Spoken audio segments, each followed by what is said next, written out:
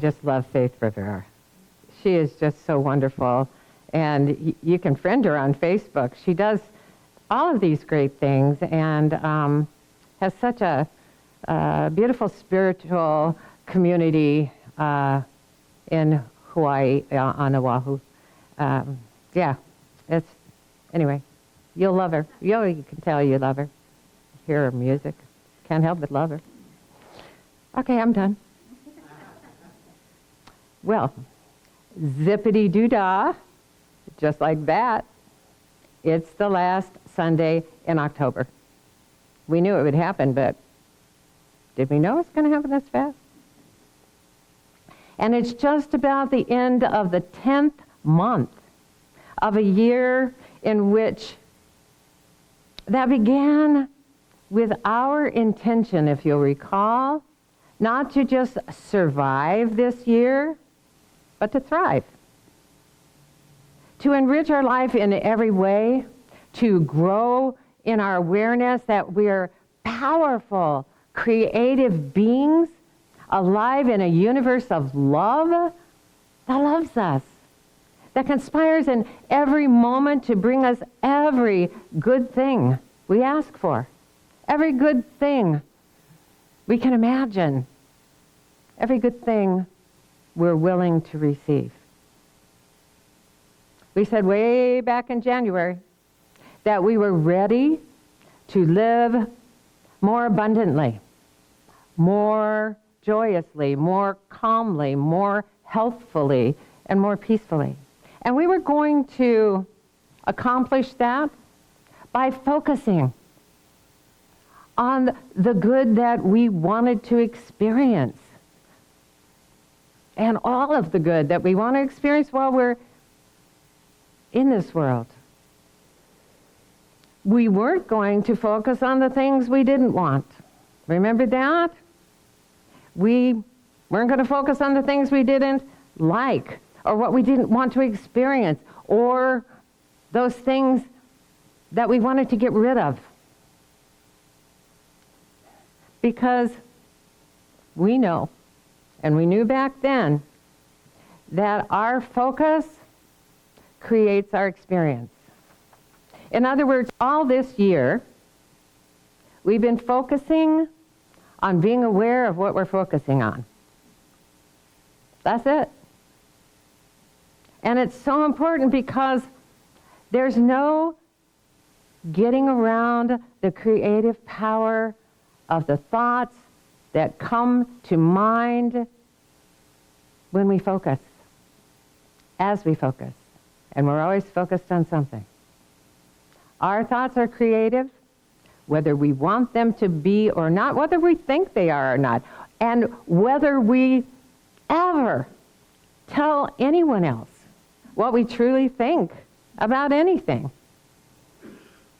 As we know, and we all so often forget while we're thinking, there is no privacy when it comes to the vibration our thoughts emit. We can't hide how we're vibing.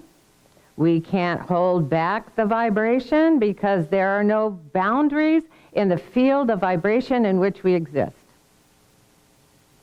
We're just emitting all the time. And it's a vibration that we exist in now. It's a vibration that we existed within long before we appeared in these physical bodies and saw this physical world. And it is a vibration that will exist in even after we physically disappear from this world. In other words, we'll be vibing forever. Everything is known within the universal vibrational field and the law of attraction that governs the universe responds to every vibration within it. It doesn't miss a beat in matching vibration with vibration. And in this world, in this world of contrast, it matches us with people and conditions and situations and experiences that match our vibe.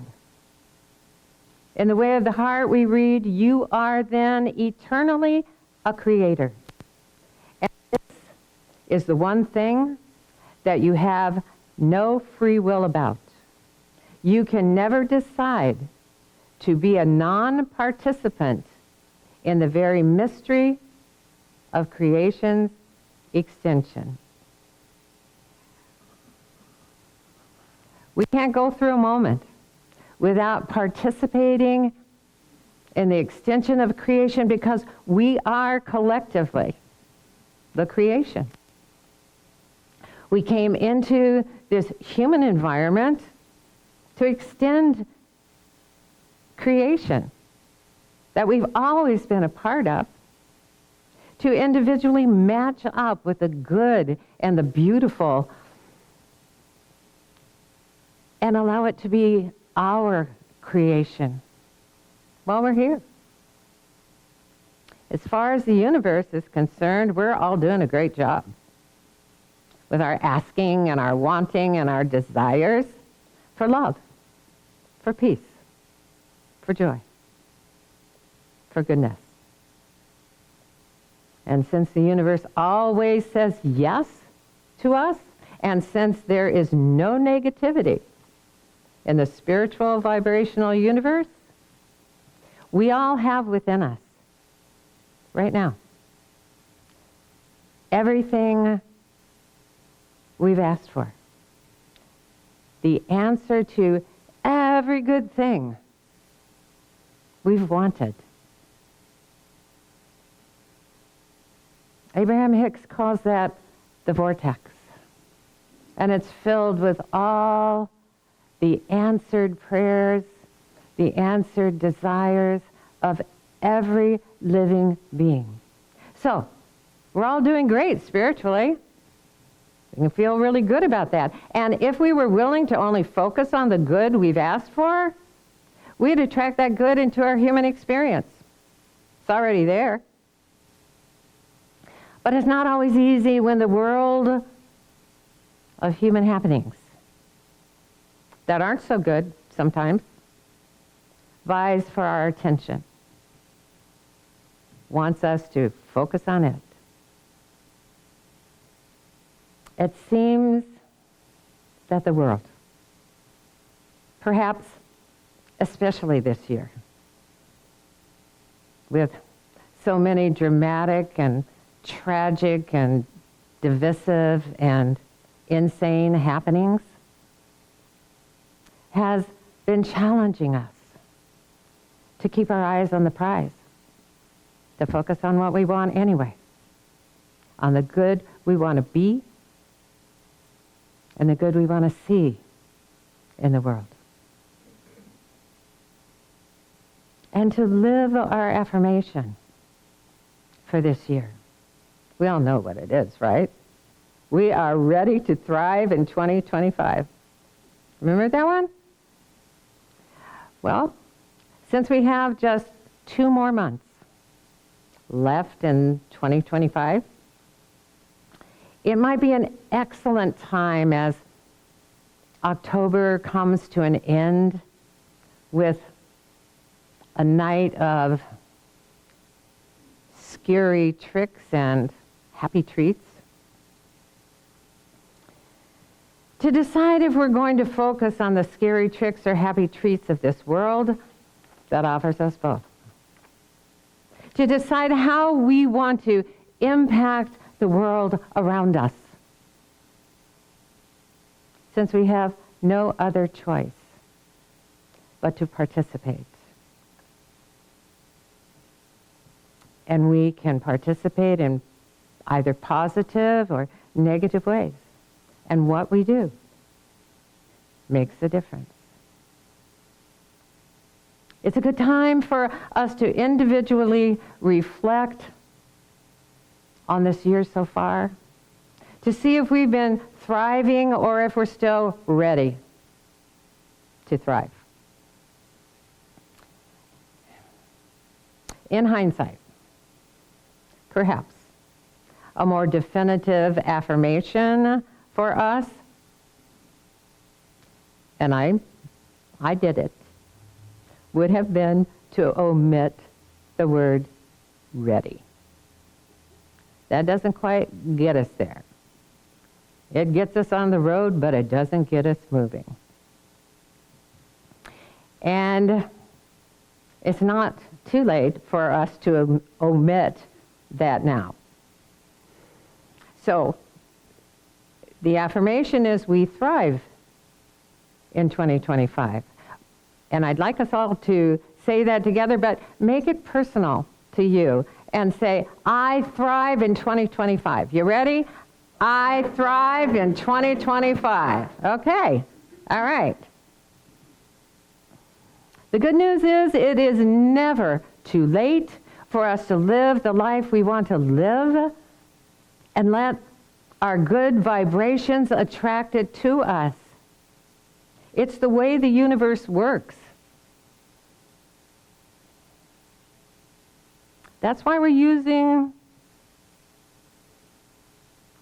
this Halloween month as an opportunity for us to check in with ourselves, to see how often we are choosing to focus on those things that bring us joy and how often we're focusing on those things that scare us and keep us from living a life of joy each day. Joseph Campbell wrote, "We must be willing to let go of the life we planned so as to have the life that is waiting for us.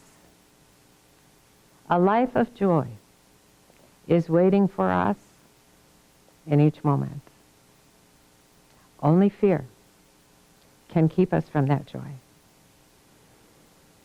Last Sunday, we focused on those subtle fears, like worry and anxiety, that often feel so natural that we don't even realize that they're keeping us from fully loving ourselves and living a full life in this world.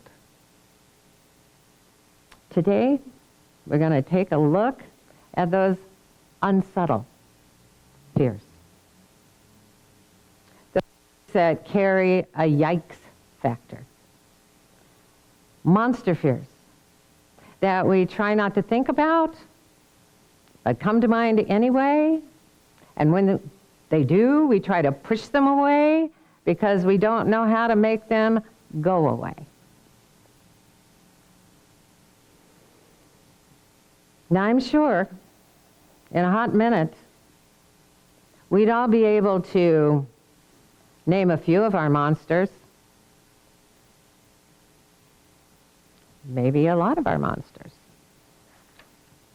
So today we're going to debunk and defang those monsters we know by name so that they no longer go bump in the night or make us jump in the daylight. Which brings us to the title of today's talk, The Monster Mash. We might dance that later. Now, some of us have already heard the story about a woman who was experiencing the same nightmare night after night. A monster, a really ugly monster. I mean, he had 3 horns and 5 eyes and was the color and texture of something you wouldn't want to step in. He was really ugly. And it was terrifying to her. And finally, after weeks of not being able to get a good night's sleep, she went to a therapist. And the therapist told her, "You're going to have to face that monster." And her eyes got big, and she said, "I don't know if I can." And the therapist said, "Well, you got to give it a try." So that night before she dozed off, she told herself, "I can do it. I can do it. I know I can do it." And when the nightmare began and she started running from the monster, she suddenly stopped and turned around to face the monster. And then she said to the monster, and her voice was trembling, but she said, "What do you want? What are you going to do to me?" And the monster looked at the woman, shrugged, said, "I don't know, lady, it's your dream."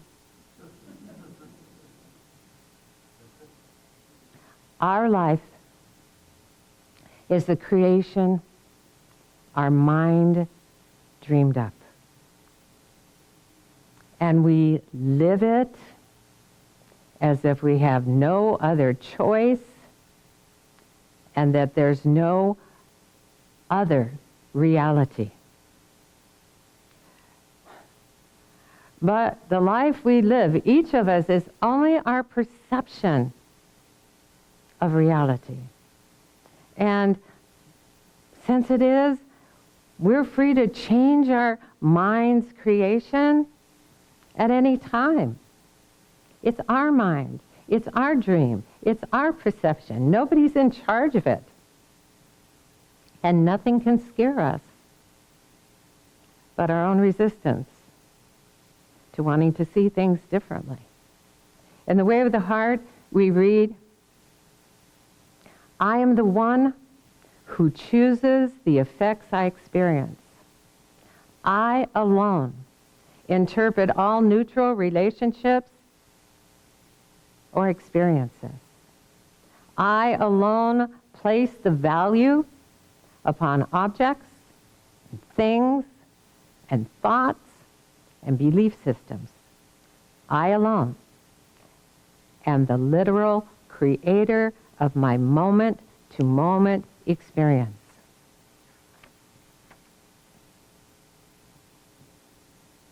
We're the one who decides who's an angel and who and what are monsters. And we create our experience with our decision. We can mash. I'd get to it. Those unwanted monsters in our mind when we remember that love is all there is to all that is, no matter what appears to be. The love that is God is everywhere, even within those who act in monstrous ways. As Abraham Hicks reminded us, there is no source of evil. There is only light. Darkness is just the absence of light. Monsters exist in the darkness of our own mind. But they disappear in the light of love. Wouldn't it be a wonderful world if each of us were to light up the world with the love that we are, so that all the monsters, even the ones we don't know about, in the dark places that we never see, will disappear. Love is what we are. When that truth lights up our mind as the reality of who we are, we realize that there isn't and there never was anything or anyone to fear. In the Way of the Heart, we read, "Peace be with you always, and light your way, while you abide within the world. Be you therefore that which you are,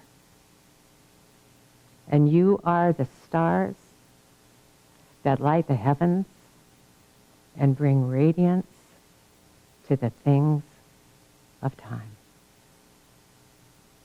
Namaste.